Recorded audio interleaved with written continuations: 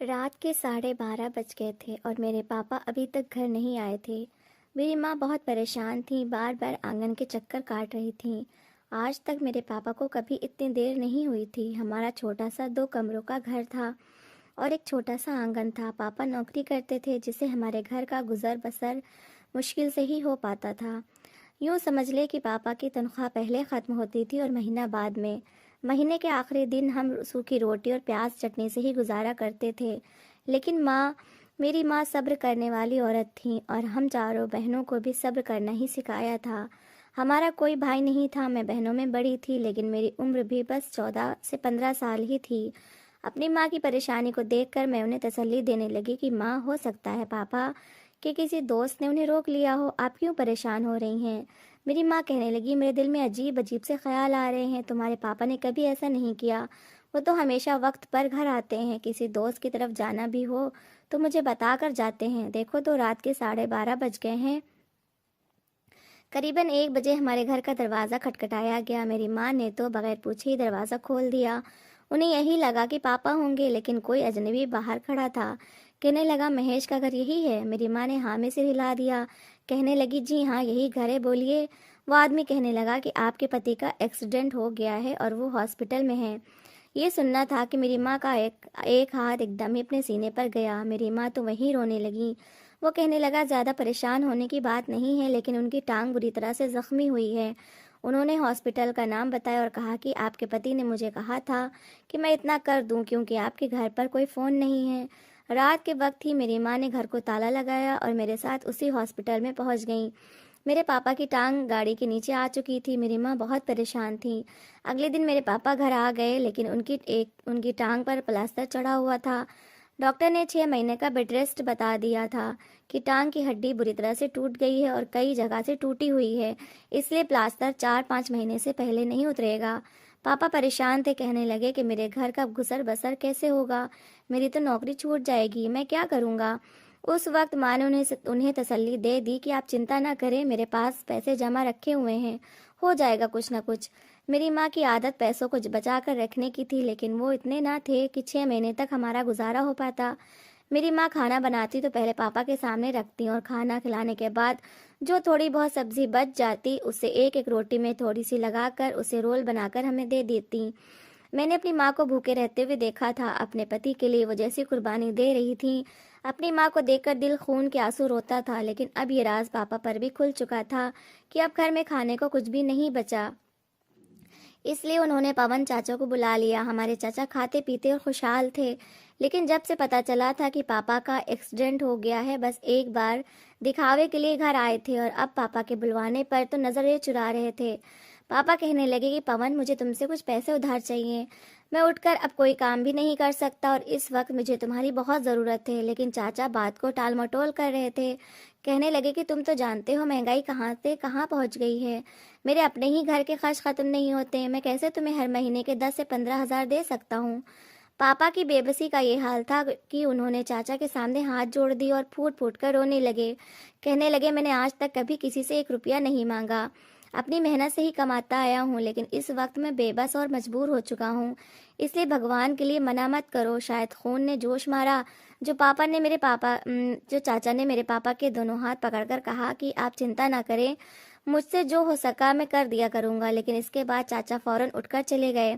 एक दिन बाद चाचा ने 15 हज़ार मेरे पापा के हाथ में रख दिया और साथ ही एक कॉपी में लिख दिया कि पापा ने उनसे इस महीने 15 हज़ार उधार लिया है। फिर पापा से कहने लगे कि यहाँ अपनी साइन कर दो, लिखी हुई चीज़ बहुत सही होती है, कल को न मैं भूलूंगा न तुम। चाचा कहाँ भूलने वाले थे, एक एक पैसे का हिसाब रखते थे। बार बार याद दिलाने का मकसद ये था कि पापा को ये एहसास रहे कि उन्हें अपना सारा उधार वापस चाचा को देना है। हमारे घर का गुजर बसर होने लगा। 4 से 5 महीने हुए थे कि पापा की तबीयत में भी सुधार आने लगा। प्लास्टर भी 5वें महीने में खुल गया था और पापा थोड़ा थोड़ा चलने भी लगे थे। लेकिन नौकरी छूट जाए तो इतनी जल्दी कहाँ मिलती है। पापा लड़खड़ाते हुए चलते थे, लेकिन फिर भी वो नौकरी की तलाश में धक्के खाने लगे। चाचा ने जब ये देखा कि अब थोड़ा थोड़ा चलने फिरने लगे हैं, नौकरी भी ढूंढ रहे हैं, तो एक बार कहने लगे कि अब तो तुम भले चंगे हो गए हो, ऐसा करो मेरा पैसा वापस कर दो। ये बात सुनकर पापा ने हैरत से चाचा की तरफ देखा था। कहने लगे, पवन, अभी तो मैं लंगड़ा लंगड़ा कर चलता हूँ और नौकरी भी ढूंढ रहा हूँ, फिलहाल तो मुझे नौकरी भी नहीं मिली। मैं तुम्हारी लाखों की रकम कैसे दे सकता हूँ। चाचा कहने लगे कि देखो भाई, मैं अब और ना तो तुम्हें उधार दे सकता हूँ और ना ही अपनी रकम तुम्हें माफ कर सकता हूँ। मेरे अपने बड़े खर्चे हैं, इसलिए चाहे जैसे भाई नौकरी ढूंढो या ना ढूंढो, लेकिन मेरी रकम वापस कर दो। मैं आंगन में ही खड़ी अपने चाचा की बेइज्जती को देख रही थी। दिल खून के आंसू रोने लगा था कि हम पर ये कैसा मुश्किल समय आ गया है। हम लोग जानते थे कि चाचा के पास पैसों की रेल पेल है, कई दुकानें किराए पर चढ़ी रखी हैं, मकान भी अपना है। इसके अलावा उनकी कोई बेटी भी नहीं है, 4 बेटे हैं। बेटे तो चाचा के साथ काम पर भी लग गए थे और दोनों हाथों से कमा रहे थे, लेकिन इतना हौसला न था कि भाई की वजह से हम पर उपकार कर देते। मेरे पापा ने कहा कि तुम मेरे हालात अच्छी तरह से जानते हो, मैं इतनी जल्दी भला कैसे तुम्हें पैसे दे सकता हूँ। ये सुनकर चाचा कहने लगे, देखो इतने पैसे तुम ले चुके हो ना, अगर अपने इस घर को बेचो और इसकी कीमत लगवाओ तो यह घर मेरे नाम हो सकता है। ये सुनना था कि पापा तो दंग रह गए थे, मेरी माँ भी बहुत परेशान हो गई। हमारे पास अपना एक ही घर तो था। अब तो चाचा की बेहसी का ये हाल था कि कहने लगे कि बस कुछ ही दिन की मोहलत दे रहा हूँ, तुम अपने रहने का इंतजाम कहीं कर लो और अपनी पत्नी बच्चों को लेकर कहीं भी चले जाओ, लेकिन मुझे ये घर 2-3 दिन बाद खाली चाहिए। ये सुनना था कि पापा का हौसला जवाब दे गया, उनका हाथ सीने तक गया था। ऐसे लगा जैसे उन्होंने किसी तकलीफ को बर्दाश्त किया है और मुश्किल से चाचा से कहने लगे कि ठीक है मेरे भाई, मैं कुछ दिन में तुम्हारा यह घर खाली कर दूंगा। लेकिन मेरे पापा कुछ दिन भी जी नहीं पाए। अगले ही दिन मेरे पापा को हार्ट अटैक आया और उन्हें इतना समय नहीं मिला कि वो कुछ देर भी जिंदा रहते।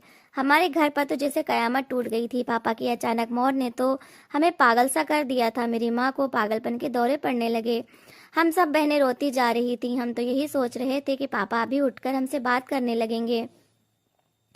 चाचा बड़े शर्मिंदा शर्मिंदा से घर आए थे, बस दिखावे के लिए हमारे सर पर हाथ रखा। चाची ने 2 बोल माँ से अफसोस के बोले। पापा का अंतिम संस्कार हुआ। चाचा और चाची भी वापस चले गए। बाकी रिश्तेदार बिरादरी के लोग भी हमारे घर में अभी बैठे थे, लेकिन चाचा चले गए थे। हमें तो लगा था कि शायद पापा की मौत के बाद चाचा को शर्मिंदगी महसूस होगी, तो हमारे साथ उनका व्यवहार अच्छा होगा कि वो ये घर हमसे लेने के लिए नहीं कहेंगे। लेकिन क्योंकि हमारे पापा का साया भी हमारे सर से छिन चुका था, हमारा तो कोई भी भाई भी नहीं था, हम सिर्फ बहनें ही थीं, या फिर हमारी दुखियारी माँ हमारे साथ थी। धीरे धीरे हमारे सभी रिश्तेदार हमें सब्र के लिए कहते हुए हमारे घर से जाने लगे। जाते हुए सब ने हमारी थोड़ी बहुत मदद भी की थी। किसी ने राशन डलवा दिया तो किसी ने नगद पैसे दे दिए। किसी ने ये कह दिया कि वो इस साल अपनी फसल का कुछ हिस्सा हमारे घर पर भिजवा देंगे। मेरी माँ आंखों में आंसू लिए सबका धन्यवाद करती रही। भले ही हम गरीब थे, मगर पापा जो भी कमा कर लाते उसी में सब्र कर लिया करते थे। पहले तो पापा के जाने का दुख था, मगर अब तो गरीबी ने भी हमारी सांस लेना तक तंग कर दिया था। पापा के देहांत को अभी 1 महीना भी नहीं हुआ था कि जब घर के दरवाजे पर दस्तक हुई। मेरी माँ दरवाज़ा खोलने गई तो चाचा दरवाजे पर मौजूद थे। उन्हें देखकर तो जैसे हम खुश हो गए थे। मैंने सोचा कि हो सकता है चाचा अपनी गलती पर पछतावे के साथ यहाँ आए हों और यही कहना चाहते हों कि हम पर जो उधार है उसे माफ़ कर रहे हैं। मगर चाचा ने घर में आते ही बगैर कोई बात किए ये कहा कि मैं भाई होने के नाते अब तक खामोशी से बैठा रहा कि चलो तुम्हारे सर से पति का साया छिन चुका है, मगर अभी तक मेरी बात वहीं की वहीं अटकी हुई है। या तो मेरे पैसे वापस किए जाएं या फिर ये घर मेरे नाम कर दिया जाए, क्योंकि भाई साहब अपनी जिंदगी में कहकर गए थे कि वो जल्द ही ये घर मेरे नाम कर देंगे। चाचा की बात सुनकर तो जैसे हमारे पैरों के नीचे से जमीन निकल चुकी थी। अगर ये घर चाचा को दे दिया तो आखिर हम कहाँ जाएंगे। मेरी माँ रोने लगी, हाथ जोड़कर चाचा से कहने लगी कि भाई एक नज़र मेरी मासूम बच्चियों पर डालें। सभी मासूम हैं, मेरे सर पर तो मेरे पति का साया भी नहीं रहा, ना ही मेरा कोई बेटा है। अगर ये घर छोड़ दिया तो मैं कहाँ जाऊंगी। ये सुनकर चाचा ने गहरी सांस ली और फिर कहने लगे कि चलो मैं इतना कर देता हूँ कि ये घर तुम लोग मुझे बेच दो। इसके बाद हर महीने इस घर का किराया देते रहना। किराया भी मैं कम कर दूंगा, जो तुम लोग आराम से दे सकोगे, मगर अब मैं और ज़्यादा तुम लोगों को ढील नहीं दे सकता। मेरे अपने भी 100 खर्चे हैं। चाचा का यह फैसला भी हमारे लिए किसी वरदान से कम नहीं था। माँ ने हाँ कर दी और ऐसे ये घर चाचा के नाम हो गया। बड़ी मुश्किल से इस घर के कागजात माँ ने चाचा को पकड़ाए थे। चाचा को एक बार भी हम पर तरस नहीं आया था। माँ रोते हुए दाढ़े मार कर एक तरफ बैठी और कहने लगी कि काश मेरे मायके वाले पास होते तो आज मुझ पर यह नौबत ना आती। हम मेरठ के एक छोटे से गांव के रहने वाले थे, जबकि मेरा ननिहाल जयपुर में था। कई साल हो चुके थे हमें अपने ननिहाल गए हुए, अपने मामा से मिले हुए। नाना नानी और 2 मामा थे जो कि जयपुर में रहते थे। दोनों के ही हालात बहुत अच्छे थे। उन्हें तो पता भी नहीं था कि उनकी बहन पर कैसी कयामत टूट पड़ी है। हम अपने ही घर में किराया देकर रहने लगे, मगर धीरे धीरे सभी अपनी जिंदगी में मगन हो चुके थे। हमारे पास तो अब इतने पैसे भी नहीं थे कि आटा ही खरीद कर ला सके। नौबत भूखे रहने तक आई तो माँ ने सोचा कि वो लोगों के घरों में काम करना शुरू कर देंगी, इसी से ही हमारा पेट पल सकेगा। उस दिन यही फैसला करते हुए माँ जब घर से जाने लगी कि तभी चाची अपने बेटों के साथ हमारे घर आई। चाची को देखकर एक बार फिर हम डर गए थे कि ना जाने अब वो क्या हुक्म लेकर आई हैं। चाची ने एक बड़ी ही अजीब नज़र मुझ पर और मेरी माँ पर डाली और फिर कहने लगी कि तुम किसी और के घर में काम क्यों करोगी, मेरे ही घर में आकर काम करना शुरू कर दो, बदले में मैं तुम लोगों को पैसे दे दिया करूंगी। ये सुनकर तो जैसे हम हैरान रह गए थे। माँ ने फौरन मना कर दिया। उनका सर शर्मिंदगी से झुक गया था, जबकि चाची काफ़ी बातें सुनाती हुई चली गईं। माँ ने कई घरों में काम ढूंढा, मगर कोई भी माँ को रखने के लिए तैयार न था। जब उन्होंने हमारी भूख से बुरी हालत देखी तो मजबूर होकर चाचा के घर चली गईं। चाची हमें देखकर हंसी और फिर अपने घर के कामों की लंबी लिस्ट पकड़ा दी। माँ सारा दिन वहां पर काम करती और चाची की बातें भी सुनती। चाची माँ को ताना दिया करती थी। माँ की सेहत तो ये बातें सुनकर पहले जैसी ही ना रही, इसलिए हम बहनों ने भी माँ के साथ जाकर चाची के घर के काम करना शुरू कर दिए। हमारे चाचा के 4 बेटे थे। एक छोटा था जिसकी उम्र 5 साल थी, जबकि बाकी बड़े थे। चाची अपने बच्चों को अपने पास बिठाकर हमारे बारे में खूब बातें करती रहती और कहती कि ये गरीब लोग हैं, इनके साथ कभी भी हमदर्दी मत करना। अरे ये लोग तो अपने वादों से फिर जाने वाले लोग हैं। इन्होंने तुम्हारे पापा से उधार लिया था, जो चुका ना सके तो तुम्हारे पापा ने इनसे इनका घर ही छीन लिया। अब ये लोग हमारे घर में भिखारियों की जिंदगी गुजारते हैं।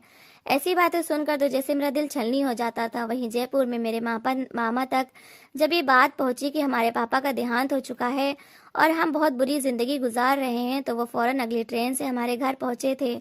हम लोग अपने ही घर में ही जैसे अनजान बने बैठे थे। मैं जब मामा आए तो उनको देखते ही माँ के सब्र का बांध टूट गया।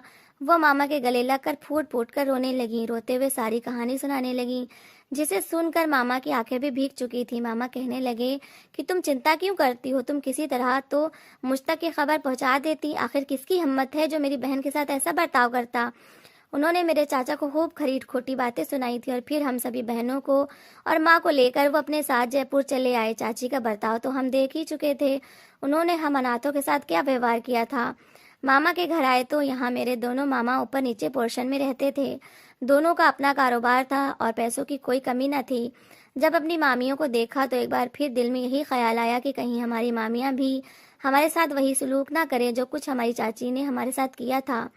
माँ बड़ी सावधानी से रहती थी। माँ सारा दिन दोनों भाइयों को के घर का काम कर दिया करती और साथ हम भी काम में हाथ बटाते, मगर बड़ी मामी ने मुझे ये सब करने से रोक दिया। एक दिन मैं खुद ही उनके बर्तन धोने लगी तो उन्होंने आकर मुझे पकड़ लिया, मेरे हाथ चूमकर बोली कि गुड़िया, इन हाथों में किताब और पेंसिल अच्छी लगती है, इन हाथों में छन छन करती चूड़ियाँ होनी चाहिए, ये काम करने के लिए मैं हूँ ना। मामी की इतनी मोहब्बत देखकर तो जैसे मेरी आंखें गीली हो चुकी थी। उन्होंने हमारे साथ कभी भी गलत व्यवहार ना किया, बल्कि अपने बच्चों की तरह पाला। हम बहनों का स्कूल में एडमिशन करवाया और वहीं पर पढ़ाया जहाँ पर उनके अपने बच्चे पढ़ते थे। उच्च शिक्षा प्राप्त करवाई। हमारी जिंदगी तो जैसे खुशियों से भर चुकी थी। शिक्षा पूरी करने के बाद मामा ने मेरी शादी अपने ही जैसे एक बड़े घर में करवा दी। वो लड़का भी एक फैक्ट्री का मालिक था। मेरी शादी के बाद मेरी बहनें भी ऐसे ही अपने घरों की हो गईं और खुशियों भरी जिंदगी गुजारने लगीं, जबकि हमारी माँ हमें खुश खुश देखकर अपने भाई और भाभीयों को खूब दुआएं देती थी। शायद मेरी माँ की दुआएं ही थी और मेरे मामा की नेकी के भगवान ने उन्हें दिन दोगुनी और रात चौगुनी तरक्की दी। मैं अपने ससुराल में खुश थी, खुशी भरी जिंदगी गुजार रही थी कि जब एक दिन मुझे गली से एक इंसान की आवाज़ आई जो आवाज़ें लगा रहा था। उसकी आवाज़ में इतना दर्द था कि मैं और बर्दाश्त ना कर सकी और खिड़की से झांककर देखने लगी। वो कह रहा था कि मैंने 2 दिन से कुछ नहीं खाया, मैं तुम लोगों से भीख नहीं मांगता, बस मुझसे ये कपड़े खरीद लो, मैं कई दिनों से भूखा हूँ। जैसे ही खिड़की से झांककर मैंने उस लड़के का चेहरा देखा तो जैसे मेरे पैरों के नीचे से ज़मीन निकल गई थी, क्योंकि उसके नए नक्श तो मुझसे बहुत ज़्यादा मिल रहे थे। ऐसा लग रहा था जैसे वो मेरे खानदान का लड़का हो। कितनी देर में हैरान होकर उसे देखती रही। उसकी आवाज़ सुनकर घरों से कई औरतें निकलकर बाहर आ चुकी थी और उससे कपड़े लेने लगी। दरअसल वो पुराने कपड़े बेचने वाला था। वो उनसे पुराने कपड़े भी ले रहा था और फिर अपने पास मौजूद इस्तेमाल किए हुए कपड़े भी दे रहा था। शायद यही उसका कारोबार था, पुराने कपड़ों को खरीदना और उसको नए तरह का करके लोगों को बेचना। मैं भी वहीं चली आई। मुझे देखकर वो मुझसे कहने लगा कि आप कपड़े खरीदना चाहती हैं या देना चाहती हैं। मगर मैंने उससे एक सवाल किया कि तुम कौन हो और कहाँ से आए हो। मेरी बात सुनकर उसने गहरी सांस ली और कहने लगा, मैं मेरठ से आया हूँ। शहर का नाम सुना तो मैं उससे पूछ बैठी कि मेरठ में तुम कहाँ पर रहते हो, तुम्हारे इलाके का नाम क्या है। फिर उसने एक नज़र मुझ पर डाली और फिर उस अपने इलाके का नाम बताने लगा। ना जाने क्यों मुझे ऐसा लग रहा था जैसे मेरी इसके साथ कोई जान पहचान है। मेरे पास मेरे बच्चों के पुराने कपड़े मौजूद थे। मैंने वो कपड़े उठाए और लाकर उसे दे दिए। मुझे उसके पुराने कपड़ों की ज़रूरत तो ना थी, मगर जानती थी कि वो मुझसे ऐसे ही पैसे नहीं लेगा, इसलिए मैंने उससे कुछ कपड़े ये सोचकर ले लिए कि गरीबों में बांट दूंगी। मेरे दिए कपड़ों के जब वो पैसे देने लगा तो मैंने लेने से मना कर दिया। वो वहां से चला गया। मैं वही सोच में गुम देखती रह गई। वो शाम को पति घर आया तो मैंने उनसे इस बारे में जिक्र किया।